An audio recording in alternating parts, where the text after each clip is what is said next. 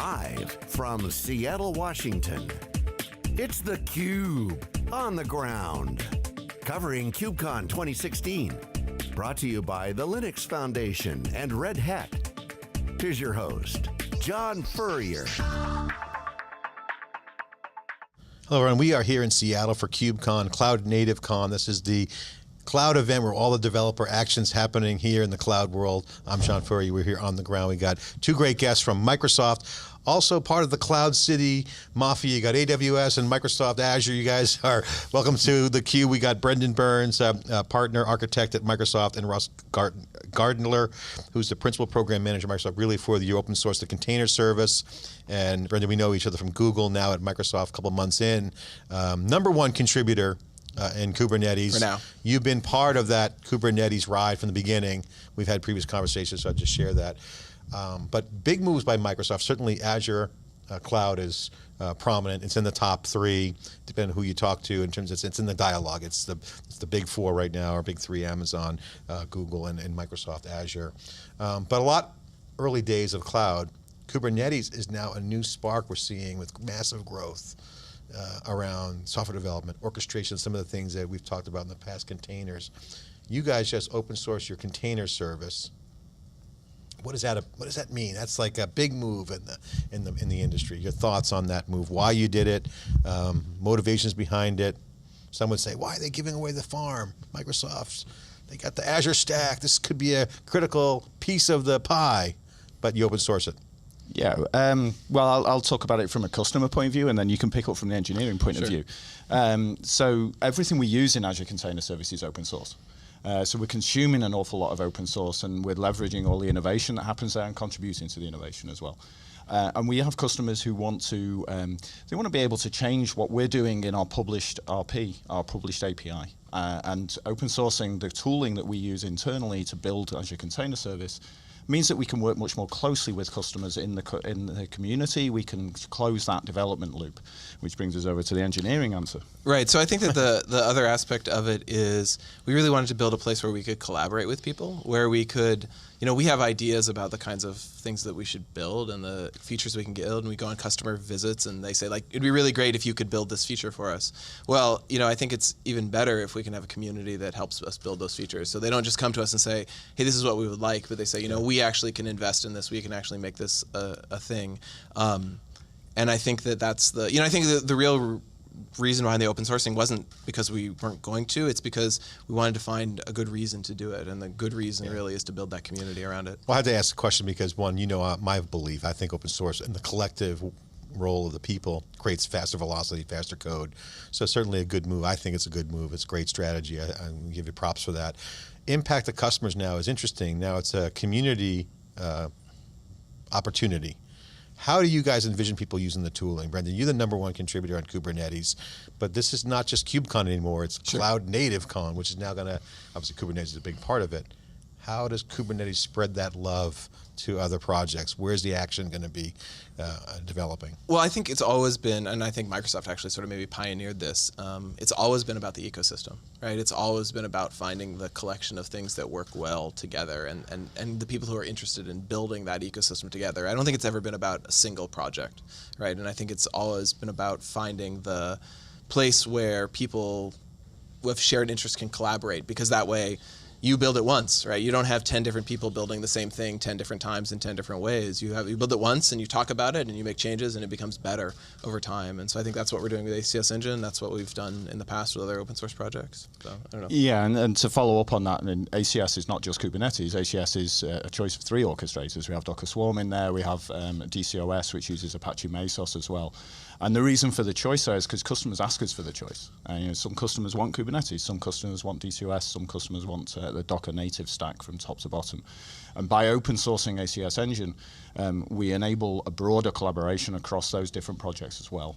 And some of those tooling that Brendan's talking about, the different tools on top, they work across different orchestrators. It's not just about one orchestrator or one set of tooling. It's about enabling the innovation across all of those different platforms. Right. I was actually just talking to a monitoring startup earlier today about exactly that, like delivering a monitoring solution that works regardless of the orchestration tooling that you get. So that's pretty powerful as well. Well, you guys know in the Cube we always try to squint through the moves on the chessboard, yet it's more of 1,000 flowers bloom. So I don't know if it's a chessboard or a garden we're looking at. So, but the ecosystem is a huge deal, and I think that's important. And so if you look at that 1,000 flower bloom strategy, we're trying to understand the impact of what this means, because you got the incumbents like Oracle. We talked to those guys, and Microsoft has a lot of legacy stuff, and some are saying they have that installed base. They're going to use that installed base and grab them into the cloud and hold them in the cloud that way. So there's always that argument of Microsoft with their legacy business. Can you share some insight into the conversations you guys have around that FUD that's being spread around about that? Because that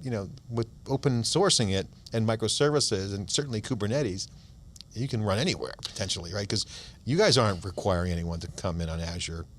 Yeah, and be only on Azure with Kubernetes. Could you clarify the fear, uncertainty, and doubt that's being spread around Azure in their open source strategy? I don't know. You want me to take a step? Sure. Okay, so, I think it's very clear from the get-go that cloud and the growth of open source on cloud means that users are not going to accept lock-in, right? Yep. It's just not part of the game anymore. There are people out there who may still be locked in, and they're going to continue to do whatever they can do. But and many of them are evolving, right? I mean, I think there isn't, you say legacy company, but I think actually most you put in quotes legacy companies that we talk to. Well, Red Hat's a legacy company. They're actually those guys. They're actually evolving, right? Like everybody's still evolving, and I think at this point, the people who are coming into cloud newly, they know, they've seen what's come before, and they know that they need to do it in a way that's agnostic to the cloud platform. And so I think a lot of what we're doing in a lot of the open source work is providing that platform and that choice that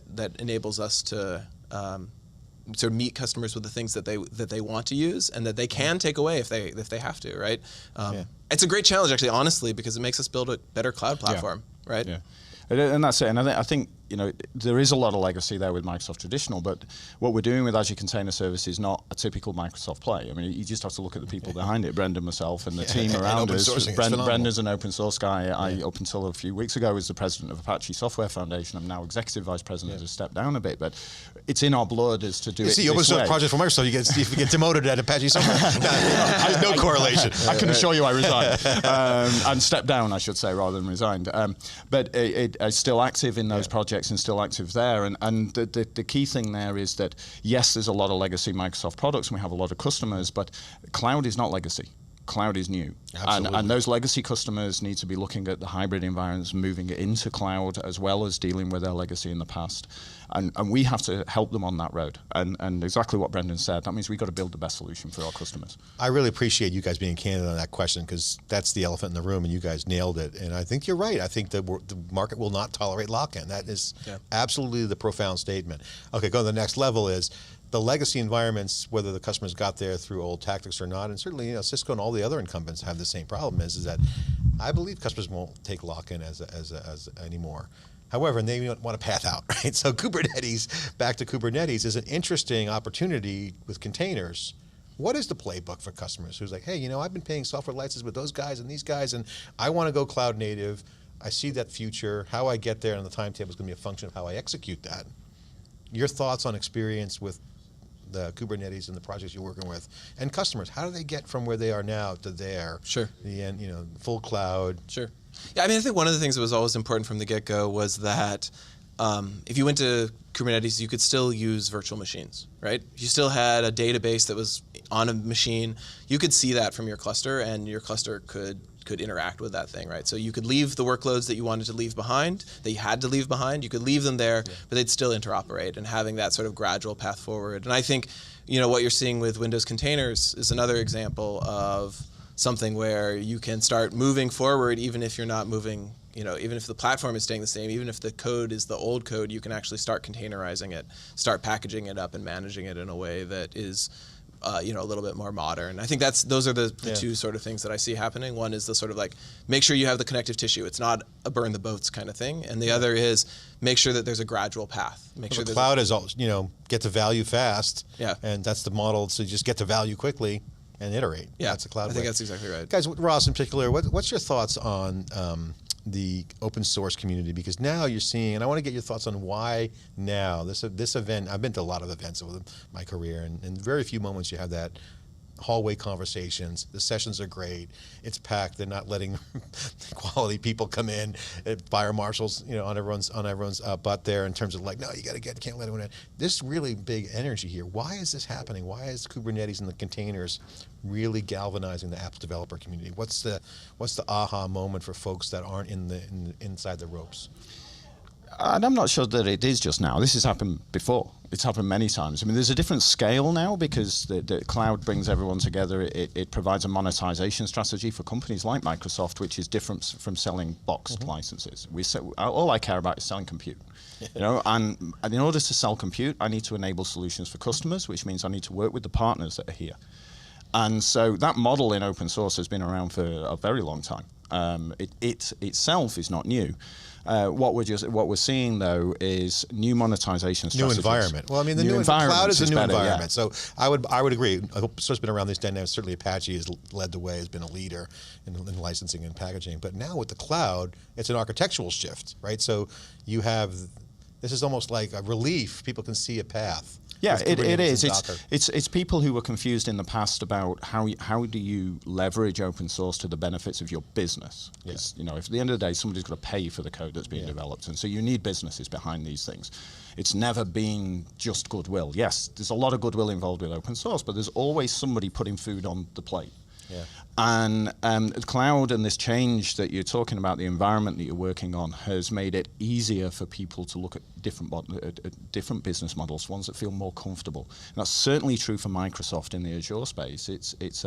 Microsoft's always been a platform company. It's always about enabling people to build software on top of what Microsoft builds. And as a result, they sell product. And the ecosystem is a big part, to Brand's point. Microsoft's been a huge ecosystem play from day one. Yep. They nurture it, they reward it, people make money, there's good distribution. Exactly. And the ecosystem has moved, exactly as you said. It's the cloud is part of that ecosystem now.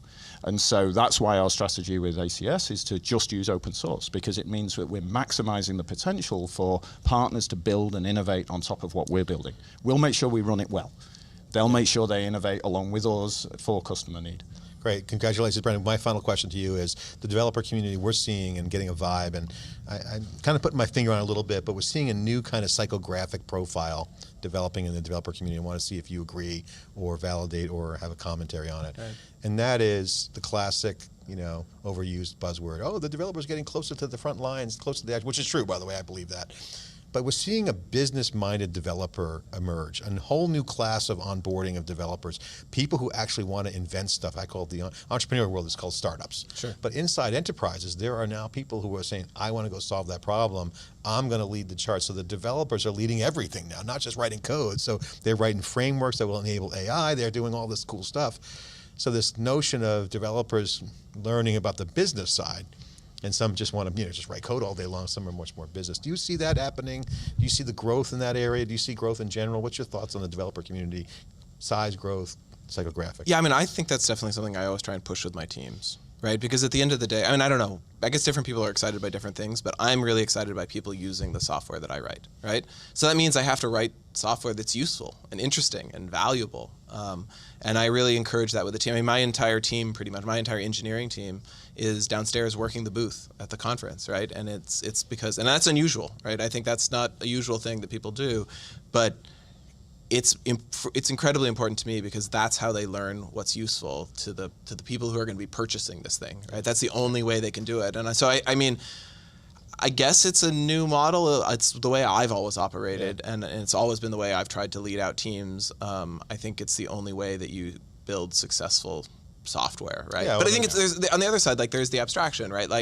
I assume that the virtual machines are there, right? Yeah. Someone else is taking care of that particular part of it. So I'm building product on top of products that other people have built. I think the canvas seems to have gotten bigger, and I'm certain you might see that in the open source side of the projects coming in. It's like the canvas is huge now. Yeah. I mean, with the front lines and mobile and cloud, you could paint any picture, not just, hey, here's a HR app.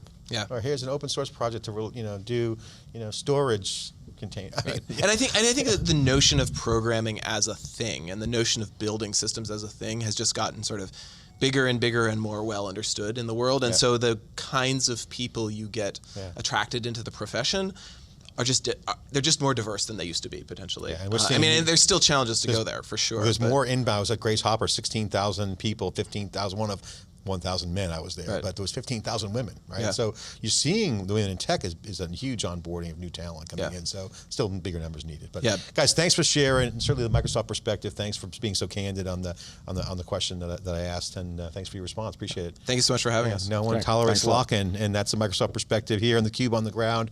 I'm John Furrier. Thanks for watching.